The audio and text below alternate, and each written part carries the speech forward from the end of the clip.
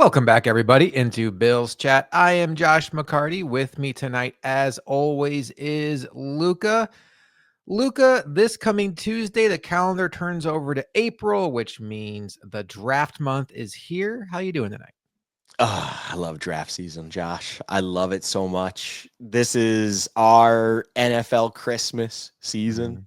Mhm. I'm feeling good, and we've kind of gotten out of we're starting our new season, and there's nothing like starting a new season with the draft. That is, if there's one sport where it truly feels like Christmas comes early and everything starts from there, it is the NFL and the draft.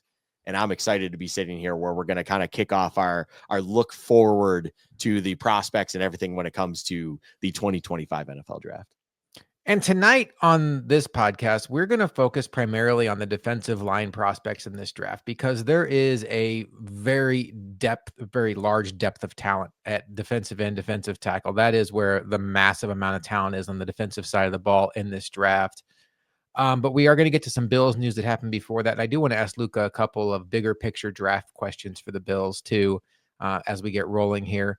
But Luka, we have some Bills news to get to. It was announced over the weekend that Bills cornerback Christian Benford and the Buffalo Bills have agreed to a 4-year, $76 million extension, which comes well below some of the other extensions we had seen on the market this offseason. Don't know if that is because of some concerns about his concussion issues, or if he just gave him a hometown discount because he's a 4th-round pick and he just wanted to cash in now instead of playing it out another year.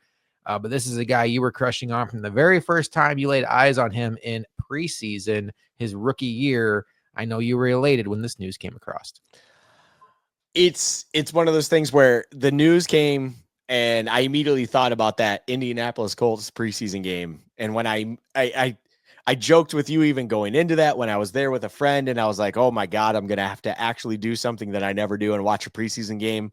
We come back and circle back to record, and I tell you all about this guy wearing 47. I'm like, who in the world is this Christian Benford guy? Because I love him. I love everything about his game.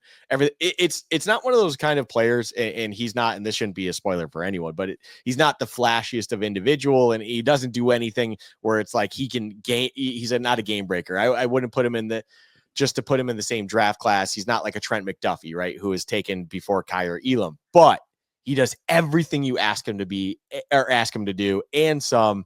And on top of it, he does it at an extremely high level, night in, night out, when he's available, which is a little bit of an asterisk. But overall, to see him get locked in for 19 mil annually over 4 years, when you were seeing the likes of the Carolina DB, who's blanking me, JC Horn, who gets 25 a year. You see another one of my draft crushes, Derek Stingley Jr., get 30 mil a year, almost all guaranteed. I at least for myself, I was starting to worry that unfortunately Christian Benford was pricing himself out of the market, that the Bills would be willing to pay someone like that. And then you see this return and you see this extension where it comes in at 19 mil a year over 4 years. And it really feels like one of those contracts where I'm not saying this is actually what happened, but it feels like one of those ones where at least Bean and just the master class of the front office was able to hold over these things, like maybe the uncertainty of their availability, and or they were technically a day 3 pick. If you meet us a little bit in the way here, median, hey, we can make something happen for you. And he was happy to do so and happy to remain here as a Bill. Whatever the case was, for him to sign the dotted line, for him to be that 19 mil a year, for him to be 4 years, $76 million. What a deal. Grinning ear to ear when I saw that news. I mean, I put out a post to announce something else about our own channel at the time. And as I posted that, Josh, I see the alert just coming through with Schefter and everything like that on our X or Twitter account. And I see that Christian Benford extended. One of the happiest memories I have of recent. That was incredible news. I will say, I immediately started looking for the ability of how I can figure out to add maybe to this blank, wrong shoulder, this blank wall space here. We'll get over here. Maybe a Christian Benford item needs to be up there because we've been talking about it at length for years, and he's one of my crushes, just like a Terrence McGee. for different reasons. But ultimately, it's like I need something with Benford represented because I love this guy and I'm so happy that he's going to be remaining as a Bill for the foreseeable future.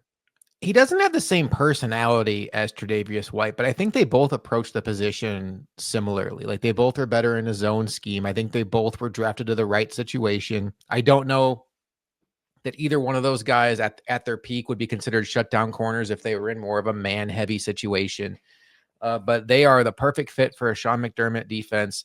And, that draft class where the Bills took Kyrie Elam in the first round, they had Christian Benford in the 6th round out of Villanova. One of those guys gets a massive contract this offseason. The other one traded for peanuts, but you never know. We're going to talk with a lot of certainty tonight about draft prospects, and you just never know. But it's been a productive offseason for Brandon Beane and the Bills. Got long-term deals done with Gregory Rousseau, Khalil Shakir, Christian Benford. Who am I forgetting? There's one. Oh, Terrell Bernard. Mm-hmm. So there's one name missing from that list that I think a lot of folks thought could get a deal. Maybe perhaps because he's been a little outspoken on Twitter, X, Instagram, whatever you want. James Cook. James Cook has not gotten a deal done yet, Luka. And it's always a tricky conversation when it comes to running backs. I will just tell you, I thought you'd asked me a year ago, I'd say, I don't care how good James Cook plays. I'm not paying him. I'm not going to pay him market value. We'll find somebody else. This doesn't need to be a running back centric offense. But I thought James Cook took such a massive leap last year that it became a conversation to me. I'm not overly excited about making him the next Saquon Barkley money wise. I don't think he's that kind of player, but the improvement he showed in his contact balance, his burst through the hole, his decisiveness, and I still think there's still a lot of meat on the bone for him to become more of a weapon in the passing game. I'm very excited about his future. But it sounds like Brandon Beane speaking today to the media, the sides are not close, and Brandon Beane did not shy away from that. And it sounds like, at least for now through the draft, do not anticipate seeing a James Cook deal coming down the pike. What do you make of what's going on with James Cook? I respect what Beane's doing in this approach. And effectively I wouldn't say he's laying the onus and pressure on James Cook's camp, because I don't think there's really pressure on their camp to do anything. But ultimately, he's just standing his ground, of course.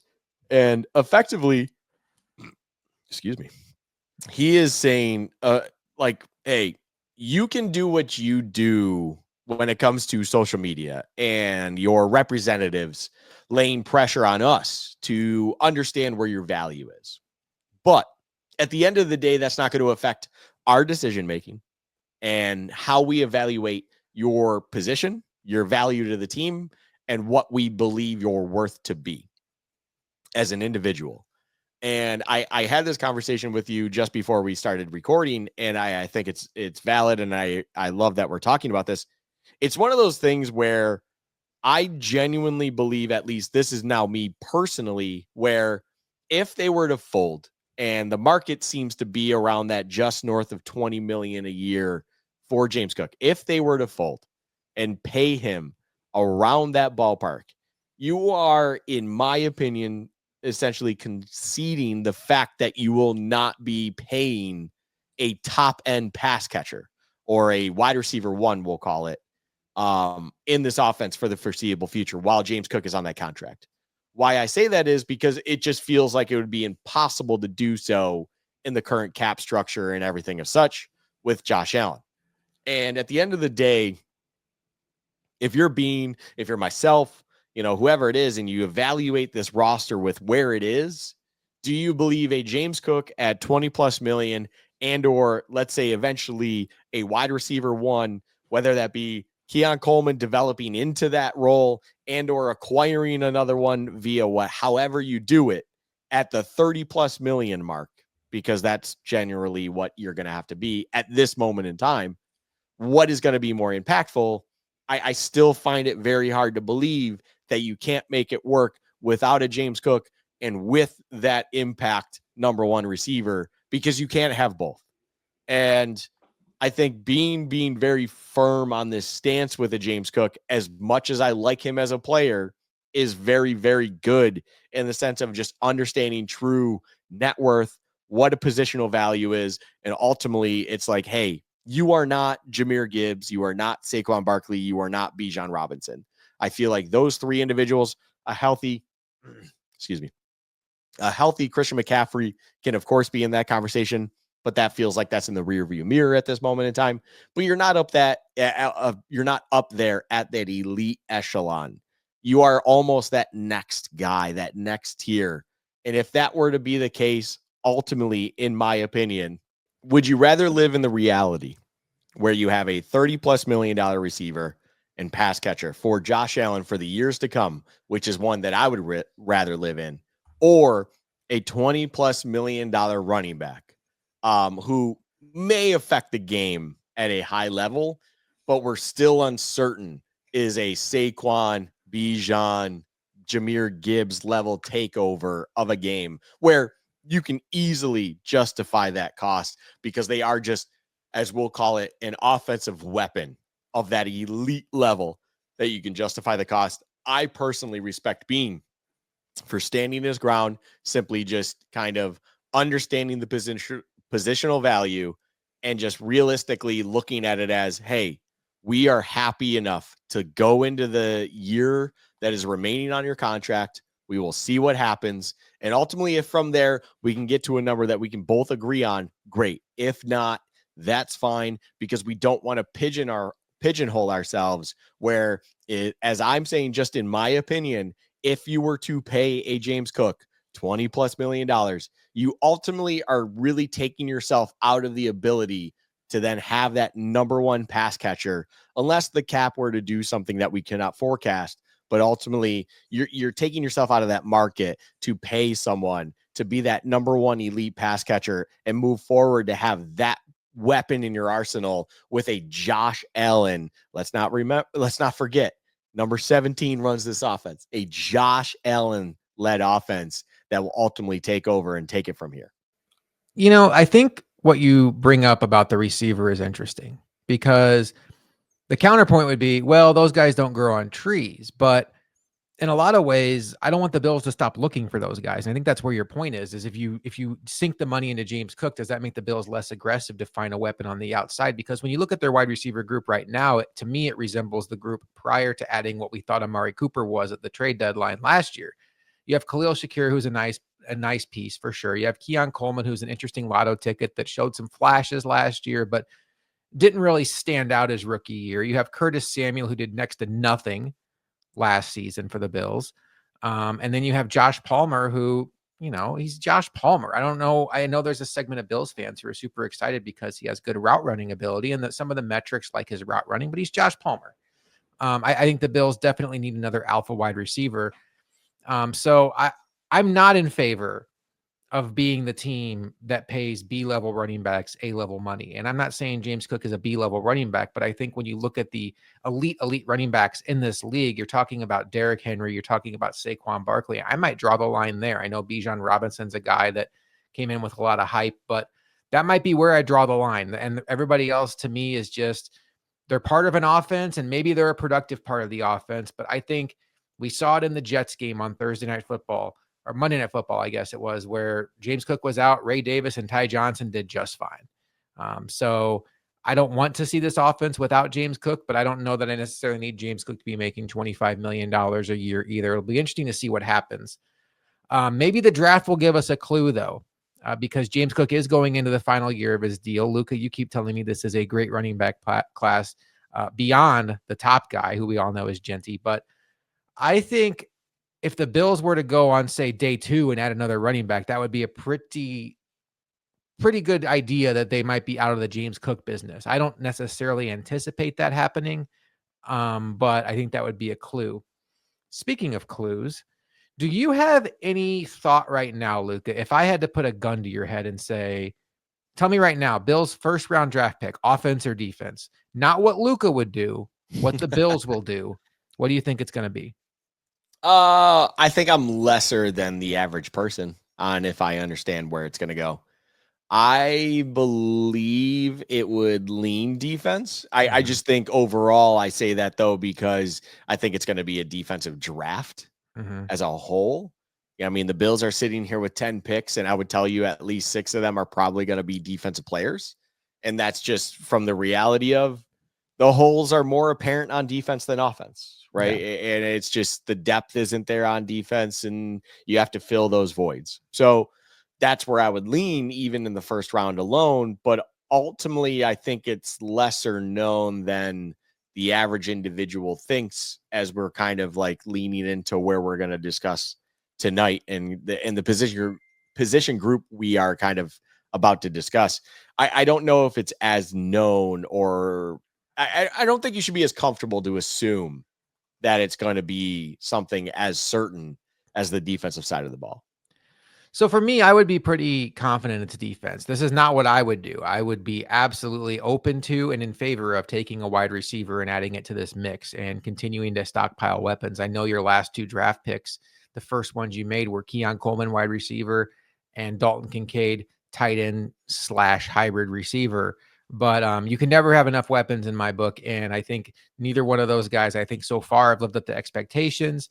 And I would be all in favor of the Bills continuing to add to this wide receiver group. But the reason why I say defense, Luka, is I have a hard time finding any position other than wide receiver where they could realistically take a shot in the first round. When you think about what you're wanting out of a first round pick to come in and probably start or at least compete for playing time, well, the offensive line is set. Perhaps you could find a guard to come in and compete with David Edwards, but Connor McGovern is locked in at center. No rookie in this class is coming in and unseating Spencer Brown or Deion Dawkins. That's not going to happen. James Cook, if he's here, is going to be the guy at running back. Ty Johnson is a guy that they think is the best third down running back in the league. Josh Allen is obviously locked in at quarterback, and Dalton Kincaid and Dawson Knox are just fine at tight end.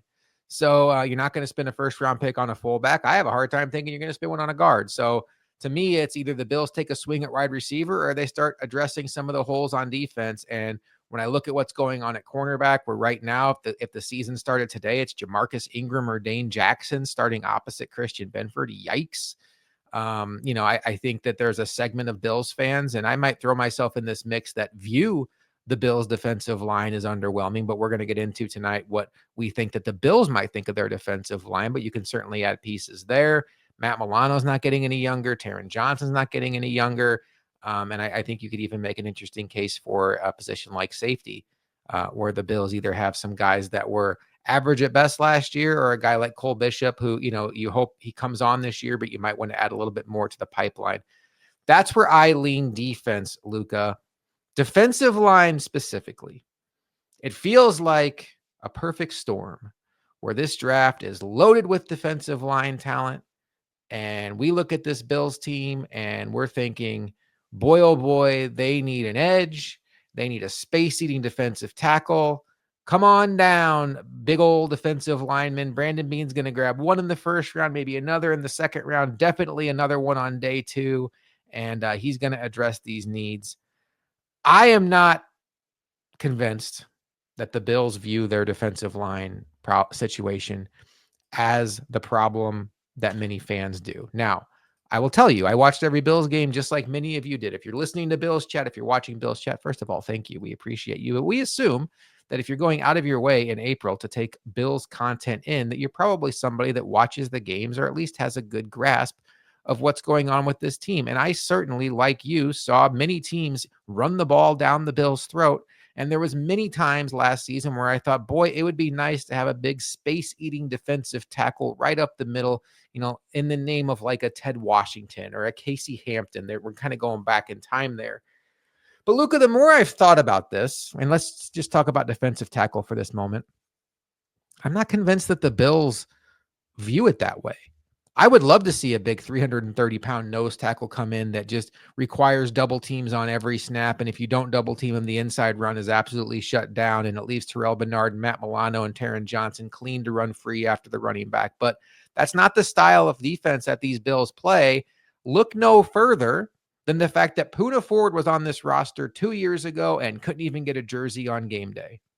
Poona Ford, who is widely considered one of the better nose tackles in the sport these days. I think that the Bills look at what they have with Ed Oliver, a third-round pick they spent last year in Dwayne Carter. They still have Daquan Jones under contract, and they went out and they spent free agent money on Larry Ogunjobi. Now, he does have a 6-game suspension. We'll see what happens there, but I could see them adding to the mix at defensive tackle, day 2, day 3 for sure.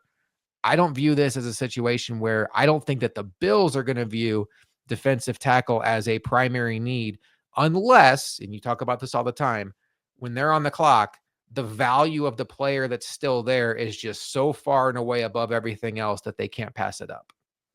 Yeah, the last point you bring up is always the asterisk in any discussion of any position of any pick we ever could discuss. If the value is just too good, throw caution to the wind, just take the dang guy and move on and figure it out, right? That and I always believe that the Bean regime, man, that sounds pretty good off the tongue. The Bean regime is one that lives through that, right? It's value matters the most, and make sure you get the best guy there. And if there just so happens to be someone of too good a value, which I think is kind of going back into it, someone like a Greg Rousseau checked the box for them in that regard, where that was just, it was too good to be good, too good to be true on their value chart, as well as that was also a position in need. So it just was a perfect marriage at that moment in time. Greg Rousseau made a lot of sense. I don't know. I'm with you on this point, though, when it comes to the position group. I don't know if defensive tackle and or nose tackle, more specifically, is one that is as prioritized by the Bills and Bean and McDermott as it feels like the outside world is. And you see all these mocks with a Kenneth Grant going to them 30th overall, and you look at the nose tackle / D tackle position group as a whole, outside of Mason Graham, who's going to be a top 10 pick, of course, out of Michigan, you look at all the others and all of these 300-pound plus guys that really are kind of that 1T, 3T hybrid style nose tackle. There's not any of your small defensive tackles, your pass rush athletic style guys like your Kalijah Cansey's, your Ed Olivers, anything like that. It does feel like this draft has all of your Walter Nolans, your Kenneth Grants, your Derek Harmons, all of these guys, 300 plus pounds, big kind of stuffing style defensive tackles. These don't feel as necessarily as kind of eye-opening need kind of guys to the regime that's currently in place. So I will be fascinated to see when it comes to draft night on if they truly value that style player all of a sudden in year, what is this, Josh? Year 8 now with McDermott, going into it. Is there finally going to be that shift where, okay, we do need to get that 1T, that true dominant 1T nose tackle style defensive tackle? Or are we just going to keep going with the same formula where you go under the assumption that more times than not, you're going to have a lead with Josh Allen. You're going to be able to kind of pin your ears back a little bit more than usual and ultimately be able to dominate with speed and size with that athleticism rather than the size and just pure girth when it comes to just the bulkiness of your defensive line. It's one of those kind of perfect storm combinations where you ultimately at the end of the day don't know what's going to be needed come the tough games and the games you need to win the most. But also, I know I've mentioned it to you, eventually you're playing your Vegas Raiders, you play your Tennessee Titans, you play those teams, you're going to dominate, you're going to be able to do well. But when the games get tough and you're playing your Ravens, your Chiefs, your everything else, it does feel like it would be nice to have that 1T, that run stuff, or that guy who can dominate the defensive line a little bit more from the interior, as well as just dominate the defensive line as a whole more. And you're going into a draft now, as we're about to discuss here, that realistically, it's a fairly deep class that ultimately you should be able to find one of these guys that can bolster that unit as a whole and really elevate it to another level. I might say that if the Bills were to go defensive line in the first round, that they would go edge over defensive tackle. And again, I think as somebody that watched this team, well, I watched a lot of these games wishing the Bills had better edge presence. I watched a lot of these games wishing the Bills had better defensive line in general. I think when you look at what the Eagles did to the Chiefs in the Super Bowl, the lesson isn't like, hey, the Eagles have, 6 guys that after the fact are like first round caliber defensive linemen on their front. It's the fact that that was a Chiefs offensive line that was very gettable. And the Eagles are certainly the best team in the league to get them. But the Bills didn't get them at all. And it's now 2 out of the last 3 years we've seen the Bills go up against in the playoffs a very gettable offensive line, and the defensive line couldn't do anything. This year against the Chiefs, 2 years ago against the Bengals when they had 3 backups starting. I would love to see the Bills get an edge rusher. I do think that's probably at least in the conversation for the Bills, particularly with how I see some of these guys falling. We'll get into that tonight. I think there's some guys the Bills are going to have a lot of interest in. But yeah, I feel like, well, right now they have a glaring need at cornerback. If they don't go out and bring back Rasul Douglas before the draft, I feel like it's going to be hard for me to not think that they're going to do whatever they can to get a cornerback in the draft. It's going to feel a lot like the Kyer Elam draft, where we all went into that thinking, oh my God, you need a cornerback. And then the risk you run is you draft one, it could turn out to be Kyer Elam and he can't play in the league. I guess the trick is just find one in the 6th round that becomes an all-pro. But I think an edge. I know they just signed Rousseau to an extension. I know they brought in Joey Bosa to a 1-year deal. They did sign Michael Hoyt. I feel like I'm starting to talk myself out of edge a little bit. They do have Javon Solomon as kind of like their developmental prospect and in the pipeline. And then they still have AJ Epinesa, who, for lack of sack production, is a guy that they clearly like. I mean, the cupboard's kind of full there. So we shall see. But Luka, this is a loaded defensive line class. I'm going to let you decide where to start, whether it's edge, whether it's defensive tackle, or whether it's just a couple of the names at the top. You've already talked about Mason Graham. And then there's obviously one edge that stands out above the rest. Do you want to talk about some of these elite tippy top guys that the Bills aren't even going to be able to sniff, and just do a quick little rundown about what makes them so special and why on our live draft show, by the way, we'll be talking about those guys pretty early in the evening on Thursday, Abdul Carter and Mason Graham?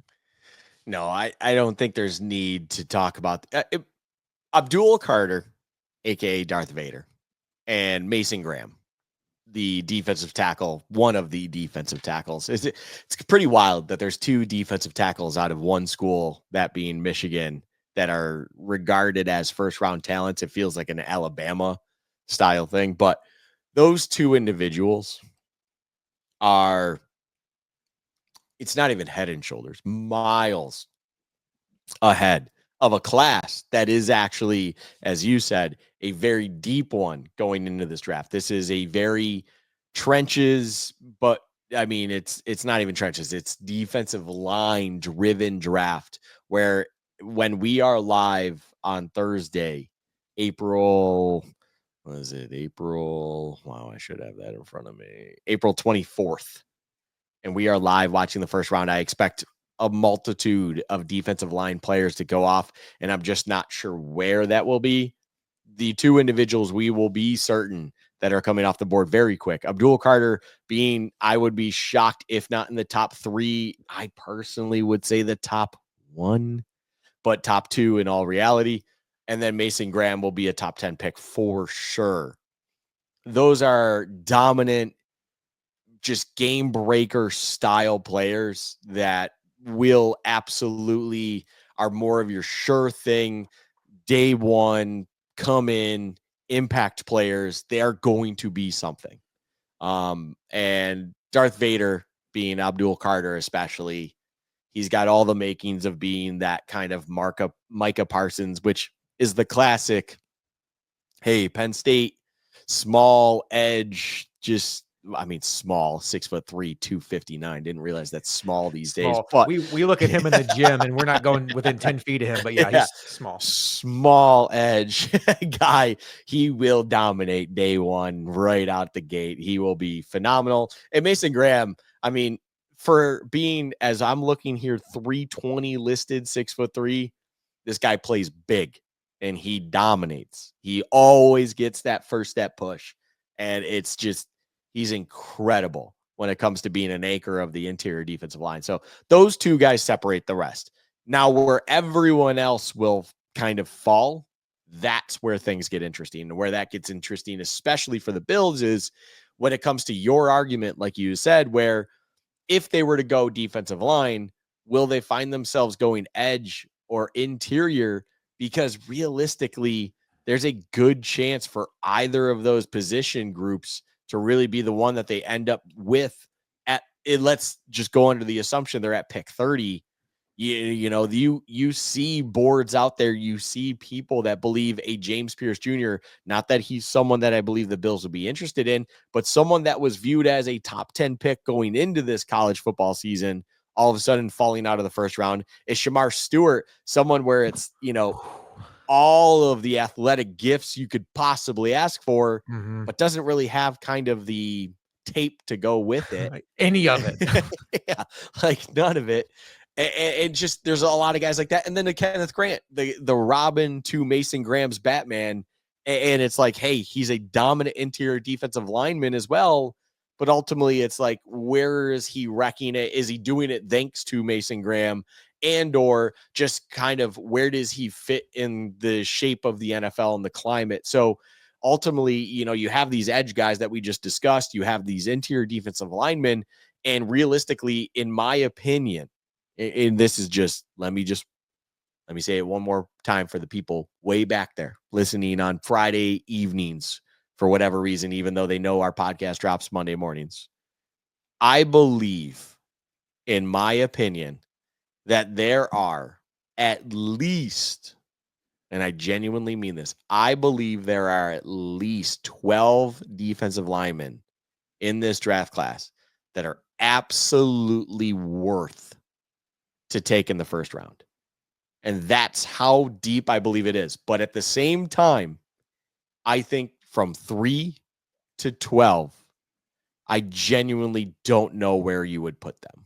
And I don't mean that as if 3 would fall to 12 all of a sudden. But what I mean by that is there's going to be a lot of fluctuation where, let's say, a James Pierce or Shamar Stewart could necessarily not be that 3-4, but instead be that 9-10. And all of a sudden a Kenneth Grant flies up, and or a Walter Nolan, someone I mentioned earlier, something like that, where I think there's tiers to this, but at the same time, they're all so tight that there will be a lot of variance in the end. That it's all going to come down to teams' boards and who they like the most. And you're going to probably have wild cards like the Raiders.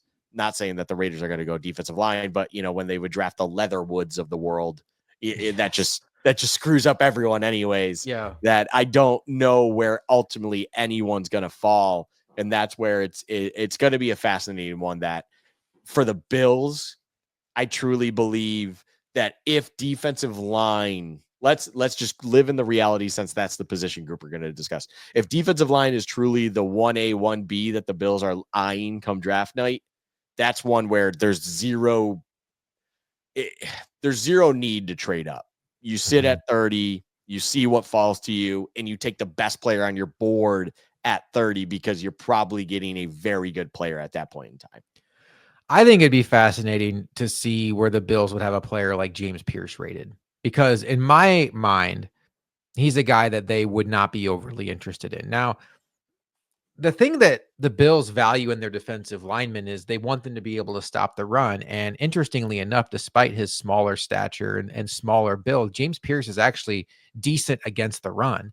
But he's just so light, especially on his lower half, that it will bring back some PTSD to some Bills fans that remember the Aaron Maben draft pick where he shows up to training camp. They passed on Brian Arakpo, and you're looking at him, you're like, who's that wide receiver? So, James Pierce is a guy that a year ago I could have told you could be the number 1 pick in this draft, and you might have thought that was realistic, and he just did not have the season at Tennessee that a lot of people thought. I want to make one more point about Mason Graham, just really quick. I was listening to a podcast over the weekend. I'm not going to say which one because it wasn't one of the Bills content creators, just FYI. And they were trying to find a reason to dislike him. And they were like, well, he doesn't do anything special. Like, he's strong enough to play the nose, but he's also versatile enough to play the 3. He's probably athletic enough to kick outside. I mean, he could play in any scheme.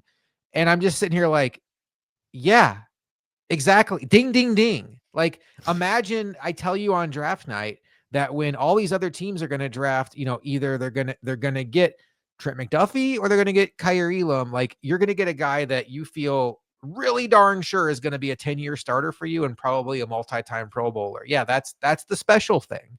Like, that's what you want. So that's an aside. He's not going to be somebody that the Bills get a chance on. His running mate, Kenneth Grant, could be, but go You know ahead. what?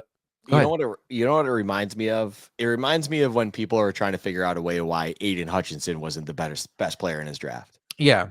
It's the same thing, and the funny part is they're both Michigan guys too. But ultimately, it's like, oh, I don't know, man. This guy, like, you could play him on that interior speed package. You could do this. He's a great run stopper. He obviously sets the edge real well. But what is he really great at? What is he exceptional at? And it's like, he's Football. pretty great at everything.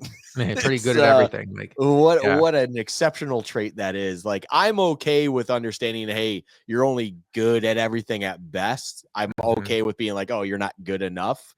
But it's like when you're really fucking good at a lot of things, if not great at a lot of things, it's like, no, that just means you're really good at football. Like, yeah, I'll happily take you with a top 3, top 5, top 7 pick and just move on with my day. That's what Mason Graham reminds me of. Yeah. And I don't think that the Bills have to necessarily worry about him being there. I want to talk about a guy that I think is going to be very much on the Bills' radar, especially at edge. To me, he checks a lot of boxes that the Bills like. He's not my favorite prospect. In fact, there's a guy that went to his school that I like better. Now, he's not a system fit for the Bills, but I'm talking about Mykel Williams. The guy that I like better is Jalon Walker. Every time you watched Georgia play, he popped off the screen. Now, if you watch the Texas game, Georgia, Texas, these guys single-handedly cost me a lot of money that night. Nobody cares about that, but they made it to where it didn't matter whether it was Arch or Quinn Ewers in there. There was no time to pass whatsoever. It looked like men against boys out there. And I'm talking about Mykel Williams specifically for the Bills, even though I like Jalon Walker better as a college player. When you're talking about projecting to the NFL, I think if he's going to be an edge rusher, it's more of like that 3-4 outside linebacker. Mykel Williams, to me, has the long arms, 6'5", 265, does not have great pass rush production, but I think he has the necessary traits that NFL defensive line coaches look at and say, I can get a special player out of that. I think if he's there when the Bills pick at 30, that's right, 30, he's going to be a player that they look long and hard at. Now, there's other positions there. Who knows what happens at cornerback? I think everything about him, from his size to his athletic prototype to everything he brings there, I think he's a guy that could even go in the top 20 because, like Luka mentioned, after the first couple, just shake him up, see whatever order they come out. It really depends on who's picking where. That's a guy. I don't love him, but I think the Bills absolutely could love him, Luka. So Mykel Williams or Michael Williams or however you want to say it. I mean, it's one of those ones where when they spell their name Mykel, it's like, Yeah. I don't know how I'm supposed to say this. So I'm Oh, looking you think forward. you're better than me with your funky spelling? Yeah. But ultimately at the end of the day, I'm waiting for the media guide to put it out. And it's like, okay, that's how you say it. But when Williams is drafted, I'm very curious, but also I'm with you. He's one of those ones. How do I say this?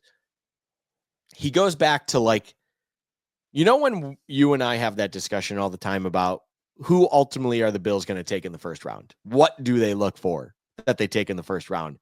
And it's checks box 1, checks box 2, checks box 3, checks box 4, checks box 5.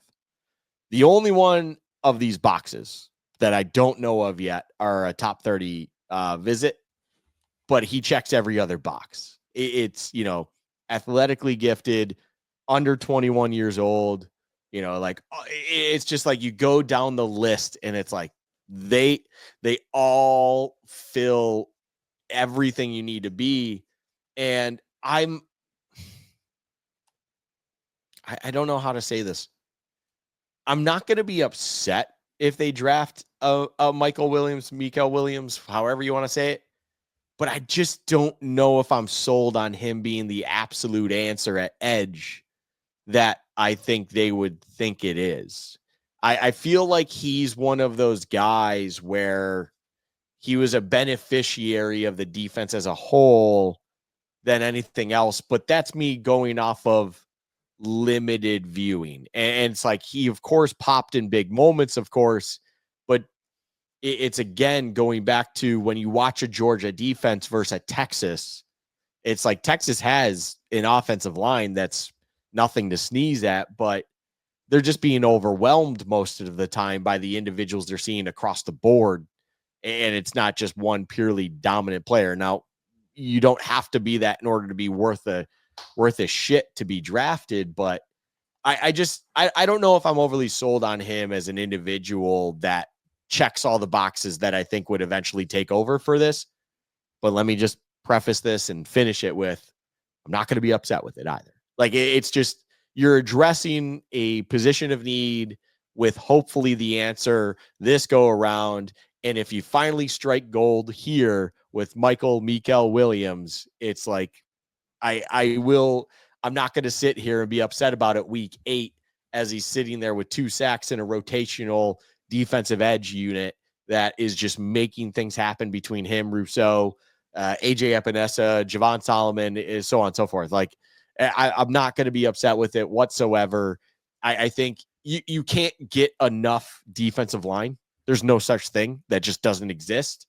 It's just, I don't know if I'm necessarily sold on him compared to other individuals per se that you'd be able to get in that same pick.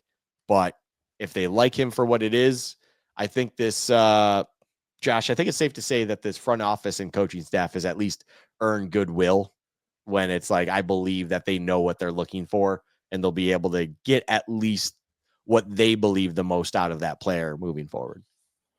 How much do you think the Michael Hoyt, Larry Ogunjobi suspensions impacts what the Bills are going to do at defensive line? And I'll even compound that with the reality of the Joey Bosa situation, which is the odds that he plays all 16 games seems slim to none. In a draft sense? Yeah. None at all. Because, and I only say that because Bean's got enough faith with me where he truly can separate draft from immediate needs. And that is the key in that whole discussion, right? You draft for maybe immediate needs, but ultimately for the future and for what you are looking for 2, 3, and 4 years down the road. Hopefully even more, of course, in the first round, where you have your Gregory Rousseaus that you lock up and so on and so forth. But you're not just drafting because it's like, oh crap, we got 2 suspensions and an injury prone guy on the roster right now where this season coming up, we have problems. You don't address that issue per se in the draft. That is something that if you truly have an issue with where you are, you should be trying to find alternatives in the short term via the free agent market and or trade market to just address what you can at a best, penny to the dollar situation there. Yeah, I think you're right. I think especially when you're picking 30th, the Bills have to have a longer term view than just what do we need immediately. We also know Bean and McDermott both. I mean, I started this segment off saying I don't think that defensive line's where they're going to be, and then I just remembered this is the same unit that took Greg Rousseau and Boogie Basham back to back after taking Epinesa the draft before, and then signed Von Miller the next offseason. So I don't want to say I want to fully walk that back, but I think edge specifically is one that until they get it right, they're going to keep taking kicks at the can. And they lost Von Miller, who, for what it's worth, was one of their better pass rushers down the stretch. Probably says a lot about their pass rush. They lost Dwayne Smoot. They did bring in Bosa. They did bring in Hoyt, but Hoyt's not going to be here the first month and a half of the season. So I mentioned a guy I like for the Bills. I want to call one other guy out too before I let you kind of start kicking around some names you like. Shamar Stewart. I mean, what a talent.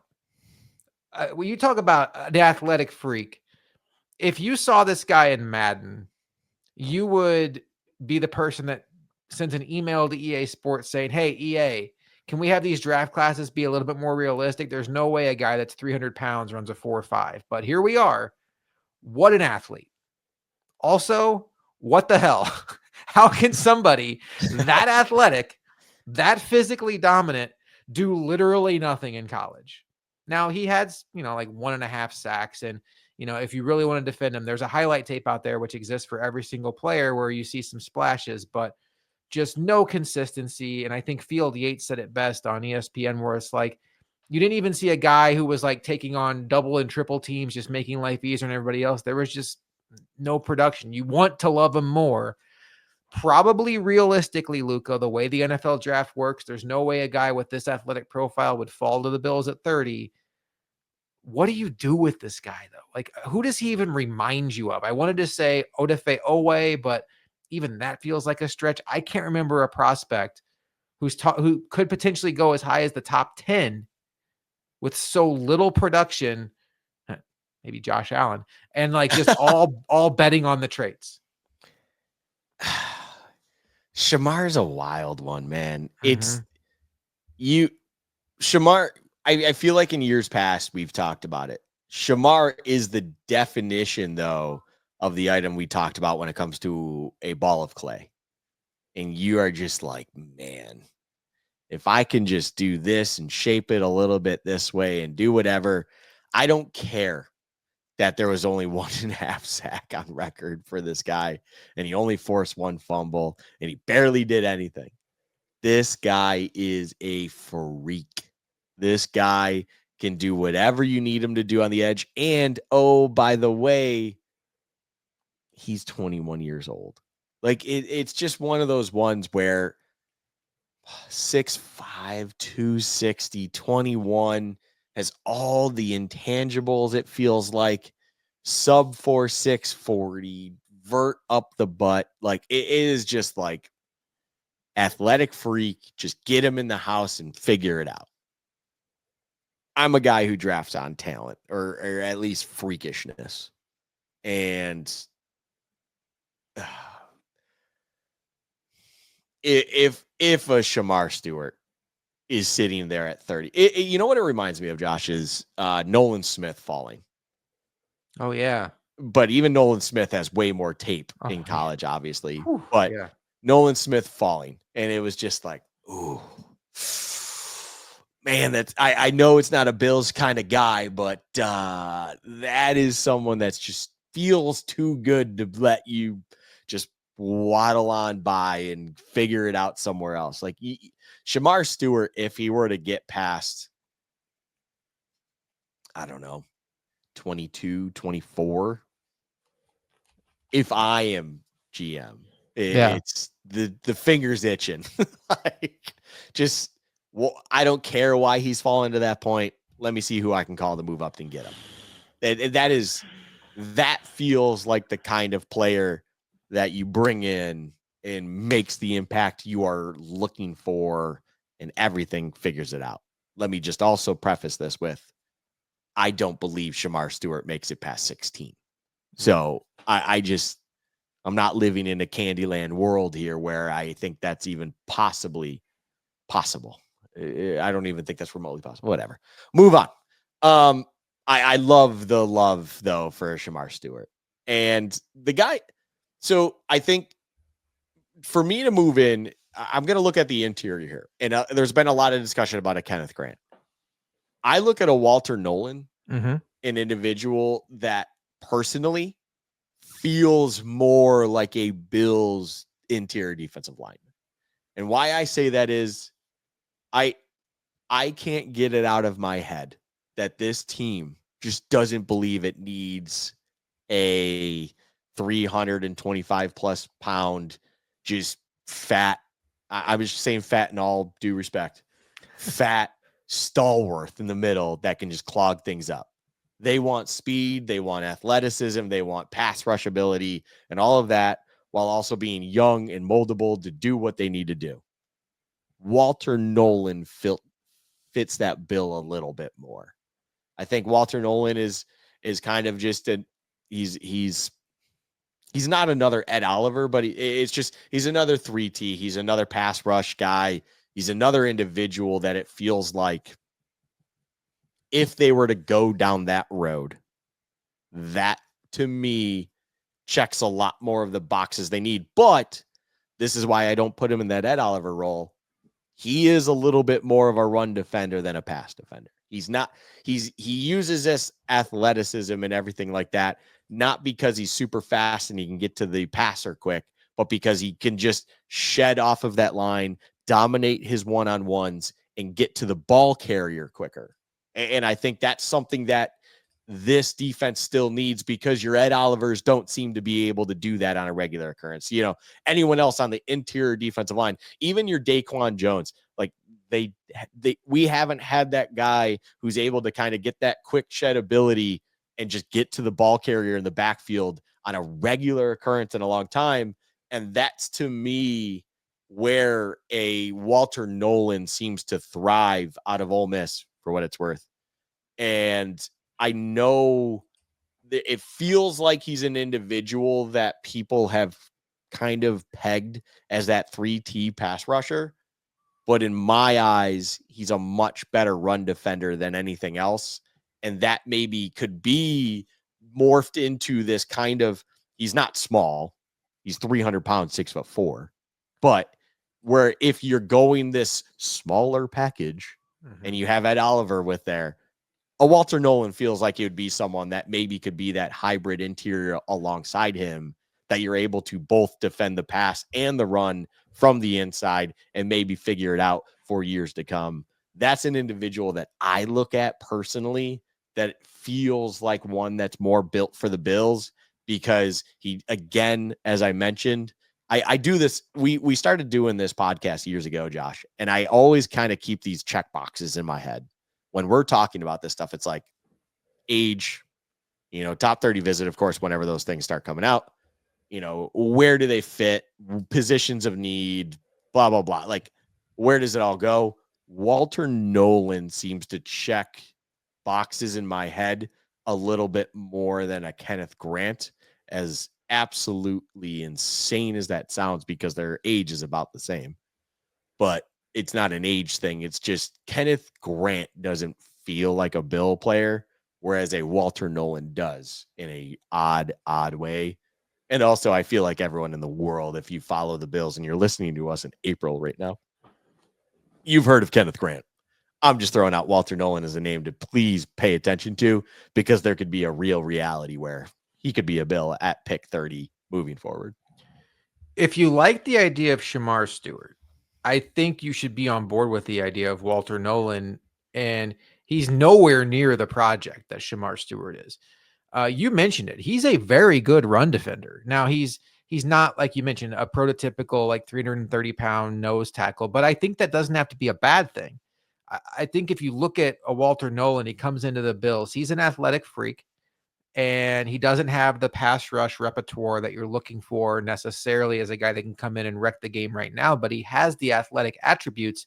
You could build that into his game with the right coaching, but instantaneously, maybe similar to how Greg Rousseau came into this league. Greg Rousseau came into the league very raw as a pass rusher. I know he had a lot of sacks in college. There were a lot of cleanup sacks, but he was instantly one of the best run defenders on the Bills' defensive line, and then has developed into a very high-end pass rusher on the Bills.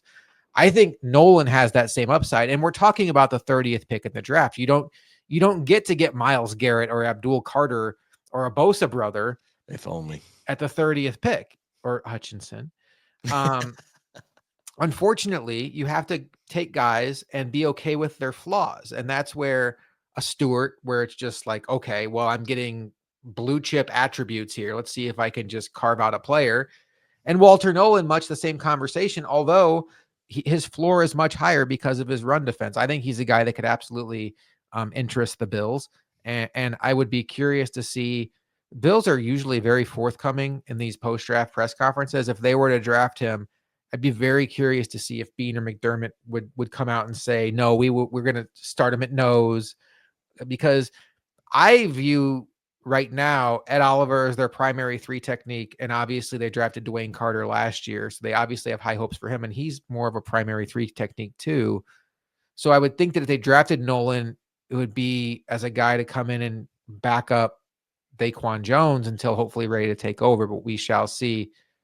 Who else you like at defensive tackle, Luka? You mentioned Kenneth Grant. We mentioned Walter Nolan. Is there anybody else here that you think kind of fits the bill? I think as you start scrolling down the list, you start seeing some guys like a Derek Harmon or Darius Alexander that I just not sure that they're going to be the guys that the Bills are interested in. Although I think I think they're good players. I don't know that those are the guys that the Bills would like. Who else stands out to you? No, so the interesting part about the interior defensive line to me is if you're not sold on the individuals we brought up, like, Nolan, Kenneth Grant, so on and so forth, these guys that we view as, let's call them borderline first round picks. This feels as if a draft where they would be evaluating that as an early day 3 option. And why I say that is because there are guys where I genuinely believe you could find impactful at least enough in that, let's say, 4th round area in this draft of the the interior defensive line and or edge for that matter, but it really does feel like it's actually more interior defensive line. It's one of the fattest drafts I can remember. That's Sure is. that's worth anything. But let me just put it this way. There's a guy I look at, Jordan Phillips, funny enough, out of Maryland, 320 pounds, 6'3", and just everything about him is the classic raw tool, nose tackle, run stuff. Not necessarily your traditional run stuff, even at 320 pounds, but just kind of that stalwart, prides himself at getting at the ball carrier quick in the backfield, so on and so forth. And that's someone that right now you really project to be in that early hundreds pick, that you're probably talking late 3rd round, early 4th round, that depending on how it all breaks down, if the Bills were to sit where they are with their 10 total picks, they only have 3 of those being in the first 2 rounds. They don't have a 3rd round pick for reminder purposes, if anyone's wondering. If they wanted to trade in to that back end of the 3rd round, they have the arsenal to do so, where a Jordan Phillips, funny enough, it's just funny to me that there's another Jordan Phillips at this defensive tackle in this draft. But if they wanted Jordan Phillips to return to the Bills, they could get a new one, being this individual out of Maryland, or even a guy where it's like, there's this guy doesn't fit the Bills mold, but if you're trying to get a run stuff nose tackle, now bear with me, Jamari Caldwell out of Oregon. You want to talk about a run stuff nose tackle. This guy's 6'1", not very big in that regard, but he's 340 as of measurables, but game day has been listed above 350 pounds. This guy does not move. If you want an individual like that in the 4th round, if not back end of 3rd, he feels like an individual that honestly, for as big as he is, actually pops enough in my eyes where it's like, you can get that. You can find that guy in the 4th round. Yeah. And if that's what you're asking for, why spend your 30th overall pick on a Nolan if you genuinely like these guys? And that right there is an example. For instance, I know a site we like to use as a resource. These are individuals, by the way, are listed as 30th and 31st in all of defensive line. That includes edges with these interior defensive line. Those are guys, though, that I've listed off to the side that I'm like, I like what I see out of them, things like that. And it's like, why waste your 30th overall pick on a Nolan if you have any inkling of desire to just fill that role of run stuff and being a run defender and just kind of finally transitioning, let's call it, into getting bigger there and being more of a hassle to deal with, and just find these Jamari Caldwells or Jordan Phillips 2.0, if we want to call them that, and move on with your life because you drafted, let's say, Jade Barron with the 30th overall pick. Whew, please. Spoiler alert. Luka's only mentioned him like 4 times off the air. So you do that, and it's like all boxes are checked. You can move on with your life, and roles are filled moving forward. And I genuinely, and I bring up these guys though, like there's a Ryle Mills, there's I'm looking at this list here. There's an Aranes Peebles. I think it's Peebles. He's out of Vatech. He's a little bit undersized though. Honestly, a Ty Robinson out of Nebraska.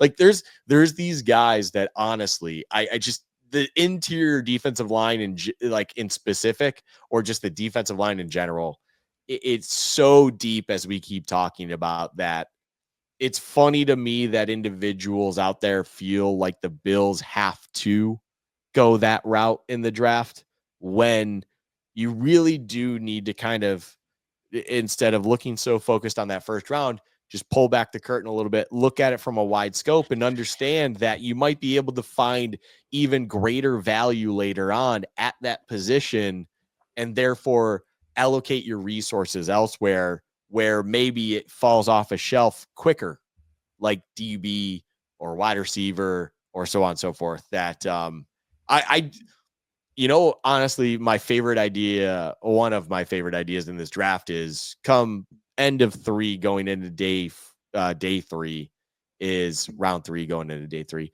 is taking at least 2 defensive linemen, Josh. That's one of my favorite. Like, there are just too many guys in this draft where ultimately that's where maybe you can find that Christian Benford of the defensive line and just make it work and stuff, because it's just so deep and there's a lot of talent with those big bodies on that defensive line.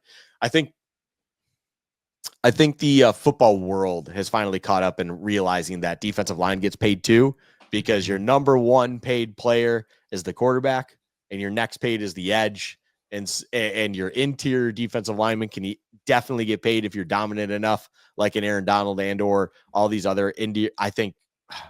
I mean, there's a guy in Philadelphia who's probably going to get paid big bucks on the interior defensive line soon enough, that it's like, if you can Jalen Carter, we all were like mind-boggling when how he fell to fell in the 10. draft. And then How did he fall to 10? But if you can be a dominant defensive lineman, the money is there. And therefore, I think that's where the talent has kind of shown itself, where it's like, hey, if you can't be this dominant quarterback and or let's call it wide receiver, where you're making an impact there, there's a lot of money to be had at defensive line. And now you're seeing a bunch of big talent there that is deep in this upcoming draft. You mentioned something interesting about supply and demand in the draft. We've all done fantasy football drafts before. And, in a year where, let's say there's 20 receivers that you consider to be really good, but maybe only 6 running backs, the goal would be to get a running back early and then take advantage of the receiver depth. No different than the NFL draft. If you really want to maximize your picks and you look at this defensive end, defensive tackle situation, you're not going to be in a position, if you're the Bills, to get an Abdul Carter or a Mason Graham. And you start tapping into that next tier, which, as Luka's pointed out already, it's, 15, 20 guys that you can really just shuffle them up and rank them however you want to, for the most part. Why would you spend the 30th pick on one of those guys when you could take a cornerback, you could take a receiver, like a Luther Burden, if you wanted to go that route, and then come back in the second round and take a defensive tackle that maybe is not too dissimilar from the edge on your board that you would have taken at 30. So that's one way to kind of maximize the depth of the draft. So, there's a lot of projection that goes into it. We know the Bills are not afraid to make moves up and down. We went a little viral last year when they made a move down. And I would say our worst fears came to light in the AFC Championship game, when that particular player, Xavier Worthy, was the best skill position player on the field. Was one game, but was a big game. Pretty big. to say it's one game kind of minimizes it. I'm not mad about it still. All right, Luka. Any other edge players we haven't mentioned? Any other defensive tackles we haven't mentioned? Any other comments on this class in general? I think we're both aligned where, yes, the Bills could use, for lack of a better term, a big fatty in the middle, a space heat. I don't think that they're going to be overly aggressive to get that done in round 1. They could probably get that done on day 3 in this draft and get somebody who's competent to compete there. And as far as getting somebody that's going to really come in and help their pass rush, it's hard to do at 30. Those guys don't generally fall that far. There's a reason why Abdul Carter is going to go in the top 5 of this draft, maybe even the top 2. And when you get down to pick 30, you're taking guys with warts that you can live with. So I could see the Bills going edge. I have a harder time seeing them going defensive tackle in the first round. But in general, Luka, any final thoughts as we kind of put a bow on this defensive line class in general for the Bills? No, simply put, my overview on this draft when it comes to the Bills is simply why be so singularly focused on taking defensive line at 30 when it feels like you can easily get someone that is so damn close to the individual you got at 30 at, say, 56, I want to say it is, that we got from the Texans, or 62, which is your own outright pick. I don't know why it needs to be at 30. Now, again, we're just speaking in our own opinion in this instance. Um, Opportunities may present themselves. I mean, we talked about the Shamar situation. If he were to for whatever reason fall, variable change, figure it out, move up, make it happen, so on and so forth, and just count your blessings afterwards. But I just look at it as, I brought up Walter Nolan, and there's a lot of mocks out there with Kenneth Grant. And all I would say is simply, I struggle to understand why it needs to be that way. If there were to be a scenario where Barron's still on the board, or let's say an Amuka Egbuka is on the board, and yet at 56, you could walk away with Alfred Collins out of Texas. Right. I don't know if there's much difference between a Walter Nolan and a Alfred Collins. There's a difference. There's a reason one is projected possibly a first round pick, and there's one that's projected for sure a day 2 guy, like that's earned.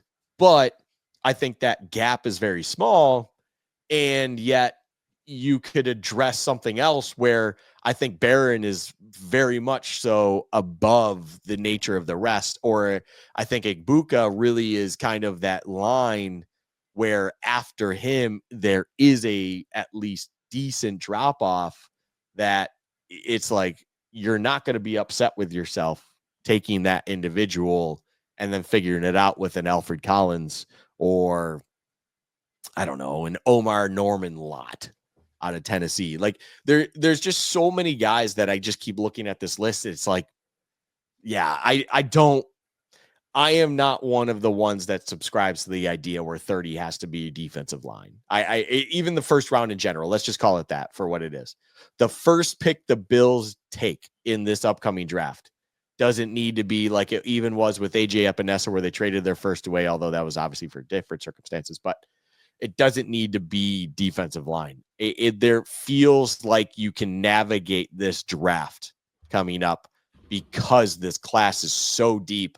I find it hard to believe that there aren't other individuals that your Beans and McDermott's haven't fallen in love with, that you easily find at picks 56, 62, and so on, or your ability to move into the back end of the third round, which you have a plenty of picks on day 3 to do so. That I don't know. I can understand where people think that that's a position in need and all of that, but I refuse to subscribe to the belief that that's where they're going to go in the first round. I just don't see how that makes any sort of sense when there's just too much value afterwards. If the season started today, the Bills would be starting Dane Jackson at cornerback. I watched the same AFC Championship game you all did, and as disappointed as I was in the defensive line, my first thought coming out of that game defensively was, man, oh man, is this secondary slow.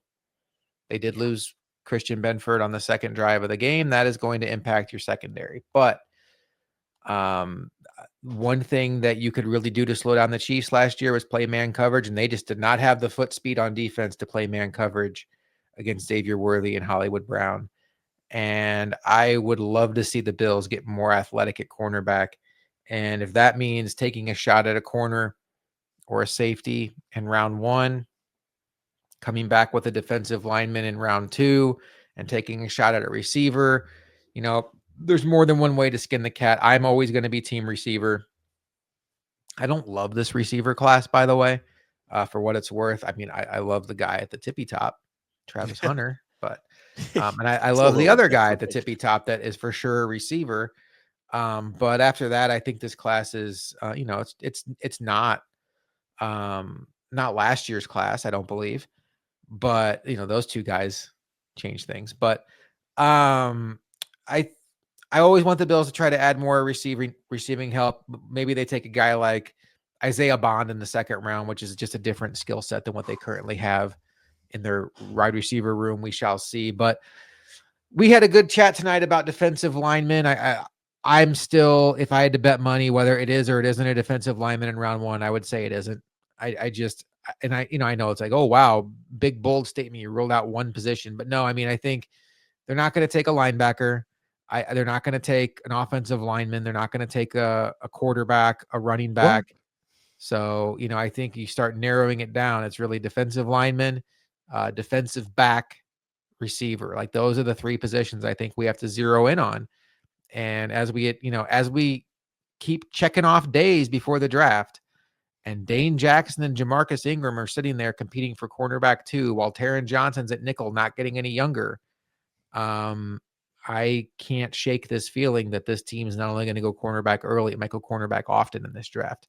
Really try to put some in the pipeline. But Luka, what are we going to do next on our draft journey? You kind of set the tone Ooh. for us. We wanted to make sure we hit defensive line tonight. Talk about some names that were interesting for the Bills. We're going to run out of weeks here soon, and we also have our mock draft coming up, which we're very excited about. But where should we go next?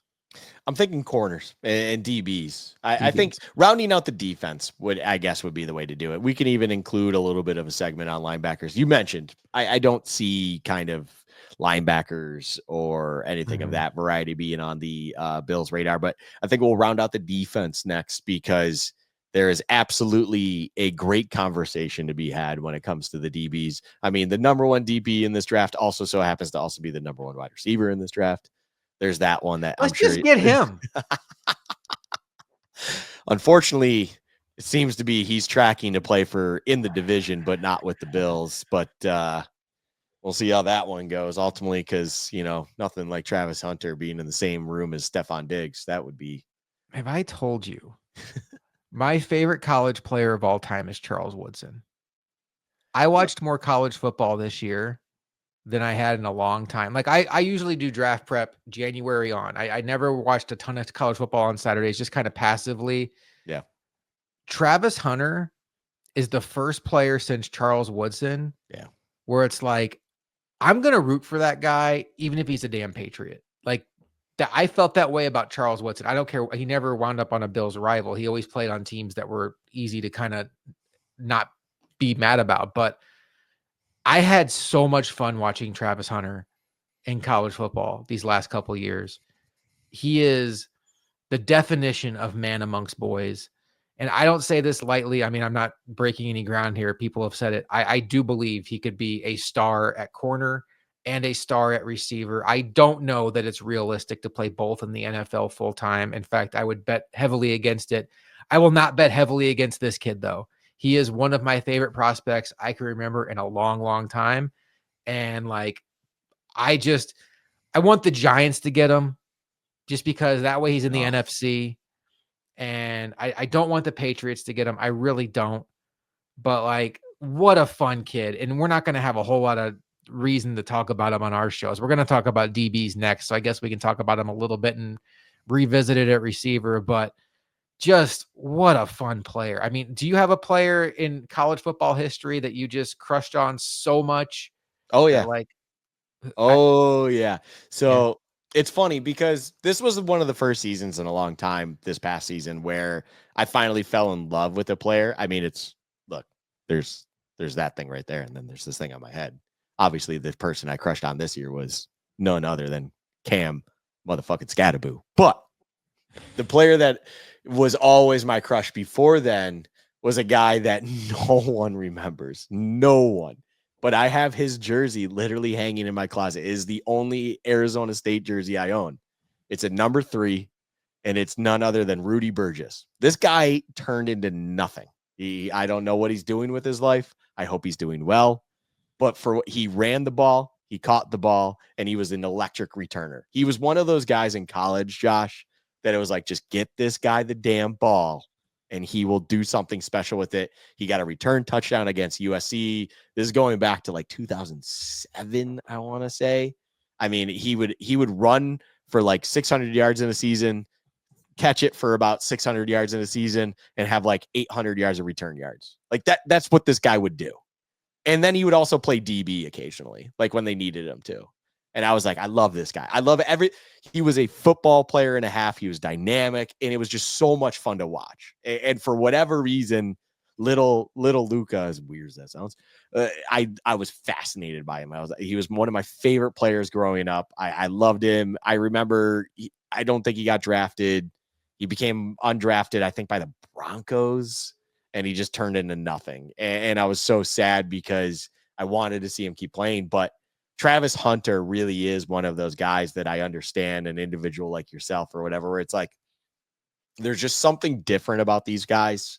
And Cam Scadaboo to me is this. Obviously, it's different. It's for a multitude of reasons, a lot different than Travis Hunter. But it's one of those things where they're more than just a simple position guy. Like, it is like they are clearly out there because they believe they are the best guy, and they are going to do, in whatever way possible, the best thing they can do for their team and do it at a high level. And Travis Hunter, of course, does it incredibly. But then, I mean, I'm just going to keep circling it back because I cannot wait when we get to halfbacks, Josh. I could probably spend an hour.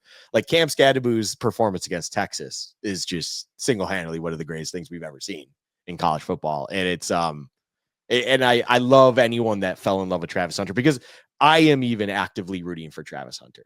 If Travis Hunter were to become a Patriot, it's going to be very difficult for me to root against him.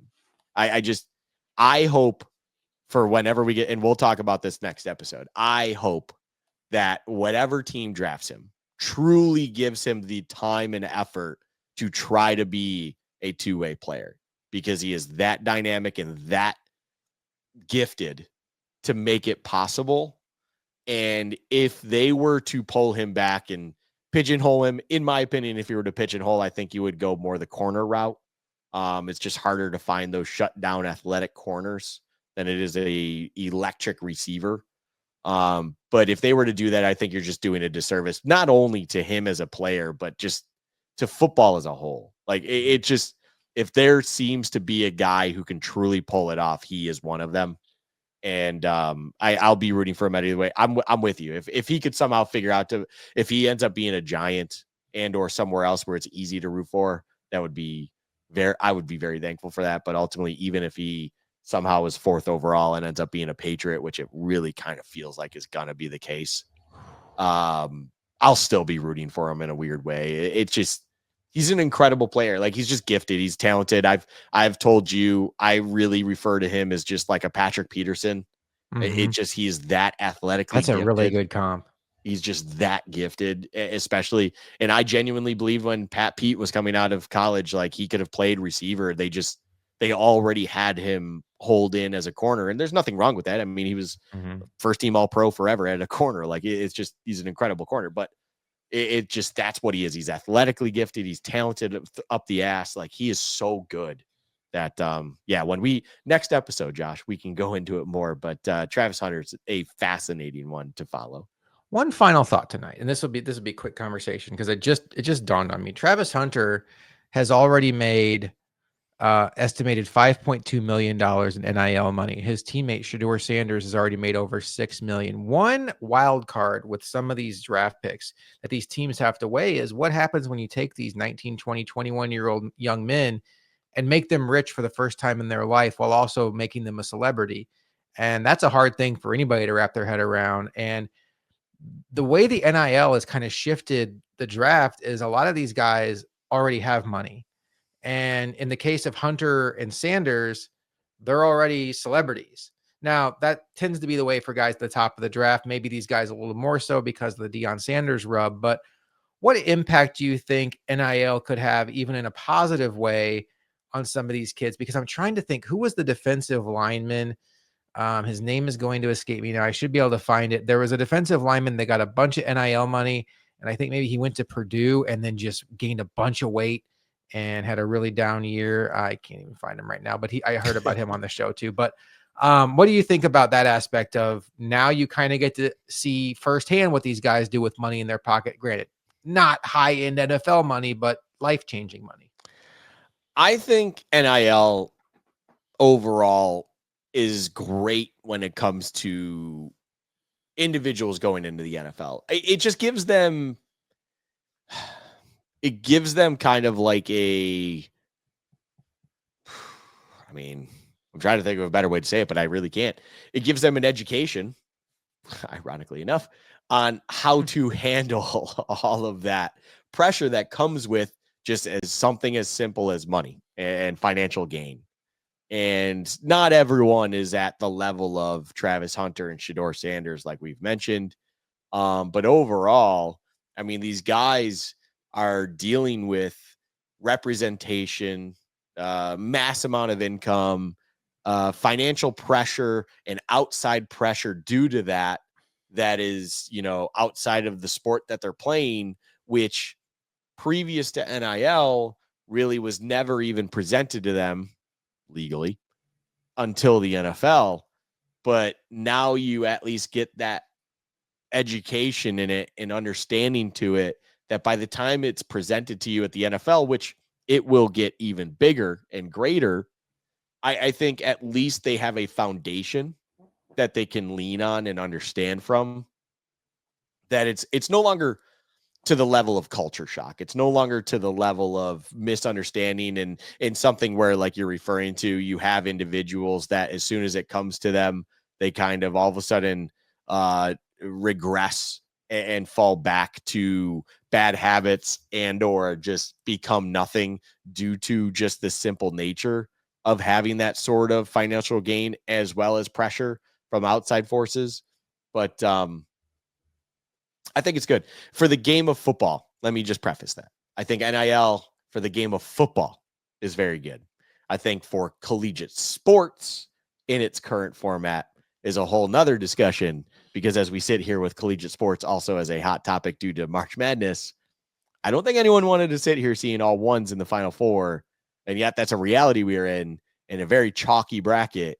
And NIL seems to be a massive culprit of that I'm not trying to get on my soapbox or, grandstand here about it. But I think NIL is a fantastic thing for football and may not be the greatest of things for everything else in collegiate sports that, from an entertainment value.